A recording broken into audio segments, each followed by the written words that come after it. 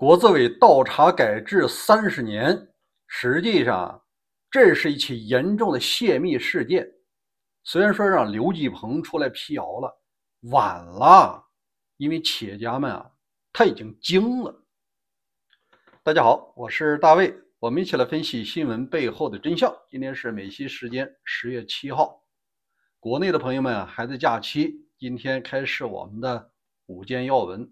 第一件事是国资委倒查改制30年，它为什么是个泄密事件？首先，我们来回顾一下这件事的前因后果。9月25号，中国有位著名的公众号叫陆家嘴金融，这个不是小报，它是一个比较客观的财经类的媒体，既有官网也有公众号。他发了篇文章，是讲的国家的国资委国务院层面的9月下旬有一个内部讲话，对于全国的大型企业要进行倒查30年，主要查改制过程中的一些违规行为。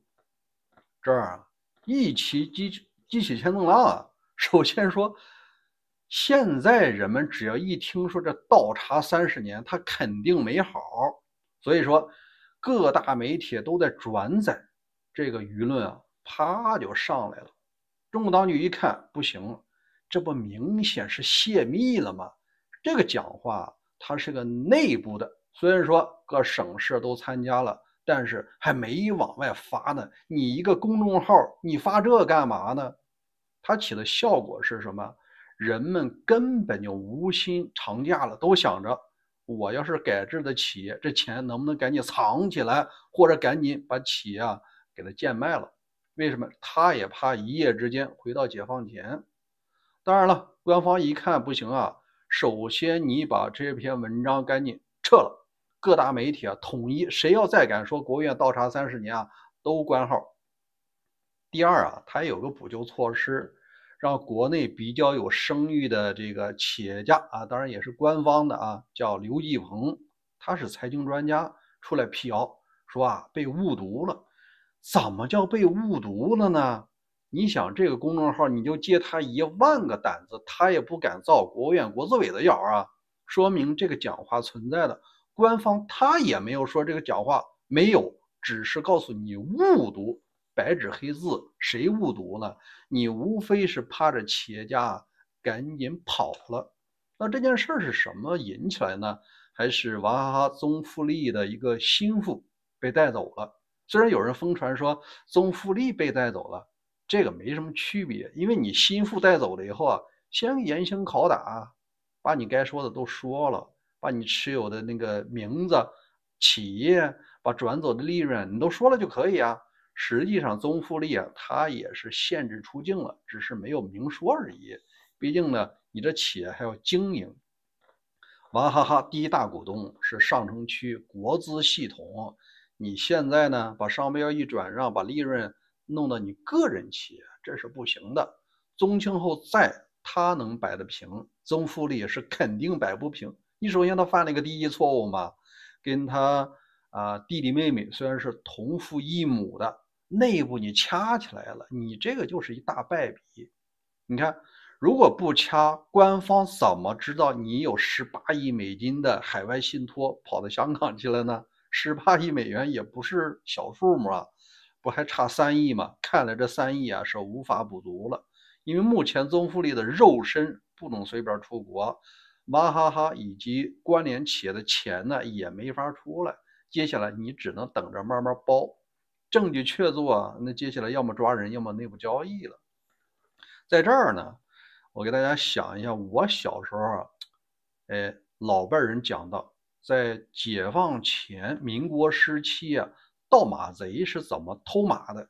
你像有的马场里边有几十匹马，一夜之间没响，一匹不剩，早上起来没了，怎么可能的呢？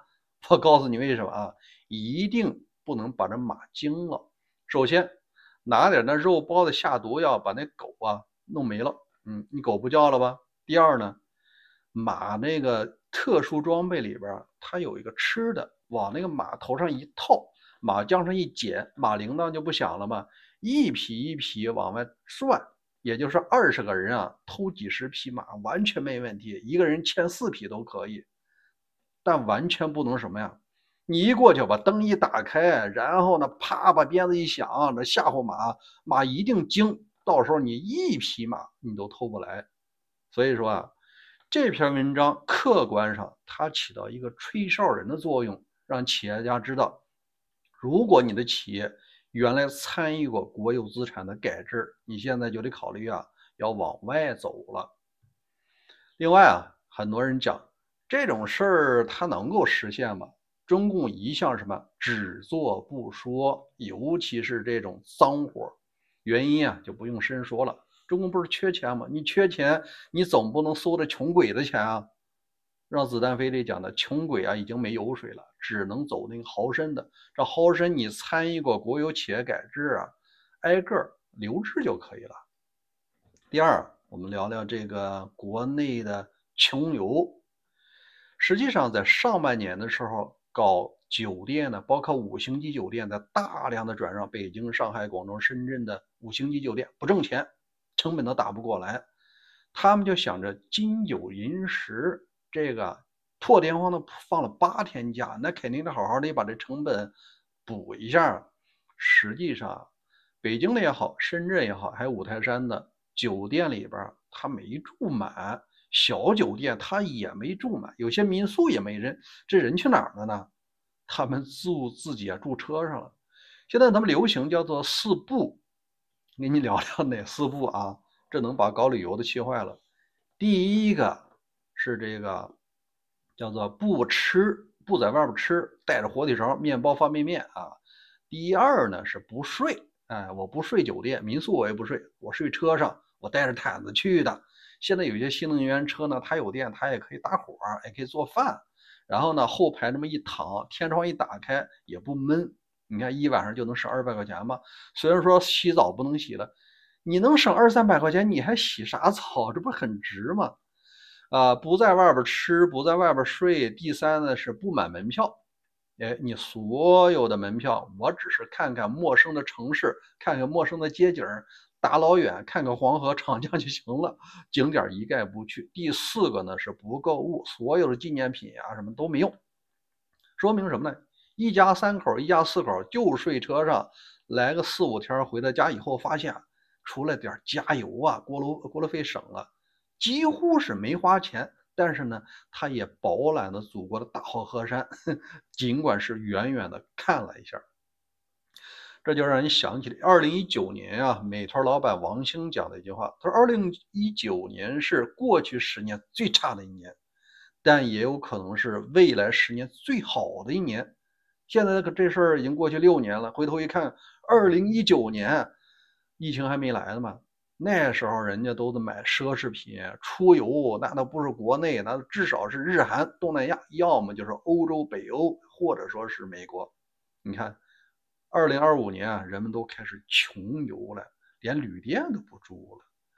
第3个呢，说一个家庭的悲剧啊，这也是旅游期间的，给大家提个醒儿。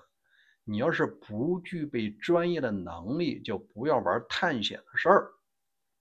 这事儿呢是2家啊，在10月份，包括9月的20几号，在澳洲连续发生2起的华人在旅游期间参加了登山。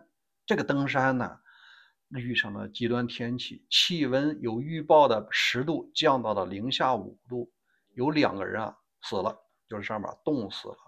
原因啊，我给大家讲一下，是非常可惜。首先，这些人他不是没有经验，他在中国有过登山，体力也没问题。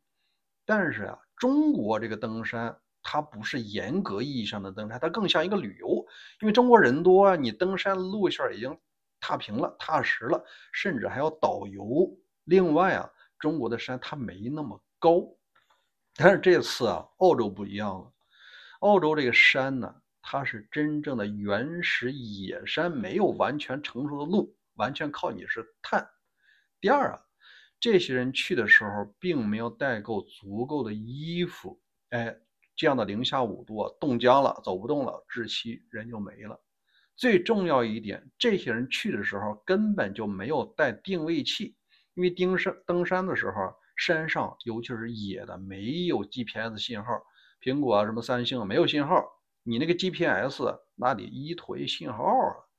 最重要的一点，他上去以后啊，并没有给其他人告诉你的路线，他可能是迷路了，导致呢直升机出动都不知道去哪找你去。你看没有定位器吗？而且在暴风雪期间能见度非常差，即使直升机飞上去根本找不着人。所以说这个命丢下确实是太可惜了。也给大家提个醒儿，你要不具备这本事你就别登山，外面的山是真的也是真没信号。第四个聊一个那个日本的事有很多朋友说高市早苗如果当选首相以后，他经济能不能搞上来能不能产生第二次的这个中日的战争？咱们这个问题太大了，我只是给你简要讲一下。他那个政策就是政府借债花钱这个灵活的这个货币政策，它短期呢它经济一定是上涨的。你看美国股市包括这个日本股市当天就涨了5%嘛，让你当那个首相，你那么干，你也能把经济拉上去。安倍为什么能干8年他就是把经济搞得还可以，其他人你只要搞不经济，你说啥都白费。所以说未来的半年到1年，经济一定是涨的。至于说带来的副作用，比如说通胀什么日元的这个贬值那可能得后年才能够显现出来。如果他把经济搞上去，他就有可能推动第二件大事就是修改日本的宪法，这也是一个千载难逢的机会。因为日本战后他作为美国的盟国，美国说小弟，我给你核保护伞，我罩着你，你别发展核武器了，而且你要有一个和平宪法，不允许有军队你的防务只能是什么自卫，所以人家那个部队叫自卫队不是国防军。但是高市早苗包括他所在的一些派系都有这种提法，要真正的升格为日本国防军。那就不一样了，因为升格了以后你就可以有航母了。你国防能没有航母吗？对吧？第二呢，有一些中程和远程导弹就开始可以研发了。所以说再次武装后的日本这个方向应该是无法逆转的。至于说中日有没有战，这个很难说但是能有多大的把握呢？我觉得至少应该有6成，因为那个门槛以前觉得高不可攀，就是你修改宪法，首先是参众两院2/3通过，然后还有一个叫全民公决，好像是半数，就是1半以上日本人同意修宪，才能把这个自卫队升格为国防军。以前嘛，大家觉得没必要，因为什么？只要你升格了以后，军费得提升又得造航母，又得造远程导弹，这不得花钱吗？老百姓不愿花钱。但是你别忘了，现在的天下它已经变了。因为川普时期的美国，他执行的是收缩战略，他美国优先了。你换句话说是，你欧洲你这个日韩呢，你最好自己解决，自己提升军费。但川普这个思路实际上是给了日本一个千载难逢的机会，并不是说日本没钱，也不是没有意愿。现在他既有钱也有意愿。所以说有60%它应该是能够完成也许5年内也许这个3年内，咱们拭目以待吧。如果说日本再次武装起来它总有一天要成为亚洲的多极之一，军事上也许不次于中国好，我们说第5个还是老川的事儿。老川昨天和巴西总统卢拉通了个电话，那主题主要是聊到了咖啡和大豆的事儿原因是老川发现现在他的选民给了他非常大的压力，就是现在的通货膨胀越来越高了，无论是这个服装鞋帽还是这咖啡，美国作为咖啡消费大国，他自个儿不长咖啡，因为前几期有节目我讲过，世界上的咖啡是3大产区，一个是南美，一个是这个非洲再就是东南亚，最好的还是非洲，像埃塞俄比那个。但美国作为消费大国，他每天都喝，大人小孩都喝。往哪儿来呀？主要是南美的，而第一大出口国它就是巴西。巴西这国家呀，它无论是人口还是面积，都是南美的老大。它国土面积就占了南美洲的一半啊，大豆产量也非常高。这时候有两件事啊，让川普比较头疼，一个是国内咖啡价格涨，因为他原来要给他加那个关税，好像加了50%吧，为了捞他自己一个兄弟。当然了，他那个兄弟被判了27年徒刑，因为他确实有证据啊，要推翻选举，发动政变。哎，你这捞人不成功的话，你现在的税啊，他就有可能减掉，不能让美国民众啊再为你这个花钱了啊，没有咖啡是不行的。第二件事儿呢，是中国呀在大量的采购巴西的大豆，几乎是一粒大豆没有买美国的，美国的红脖子不乐意了。你要是再不解决这个问题，要么给我们补贴，要么呢你把这老齐搞定，进口大豆。目前看他是没搞定老齐，也许要补贴。那跟巴西有啥关系啊？因为巴西它有一招，就是它可以买美国的大豆再转运到中国去，它赚个差价，这不等于也是不卖中国，你巴西买我的不也行吗？至少啊，它有3个方式能够做到。第一个是混仓，就是你把美国大豆混到这个巴西混在一块儿，你产地仍然是可以写这个2个国家了啊，巴西和美国往中国运。第二个呢，就是这个补单，就是巴西我是大量的订单，订完了以后我不够了，不够我补啊，只要我标明产地是美国，这个在 WTO 的框架内这是合法的，只要你不虚标就可以啊。当然，第三个呢是转口贸易，那个就是明目张胆的时候是转运了啊，赚一小点差价，只要能够把红脖子大豆卖出去啊，这个老川都可以。因为在2024年，中国一共买了是1.02亿吨的大豆，其中71%是巴西的，美国它只有21%了，剩下不到10%是什么是这个阿根廷啊，什么乌拉圭、巴拉圭这些。你看，对于中国来说，你21%的份额是完全可以让这个巴西和这个乌拉圭、巴拉圭啊补上的。所以说，一粒大豆不买，中国能过得去，也没啥损失。好，今天就聊到这儿，明天继续啊！再次感谢您打开小铃铛，明天咱们第一时间再会。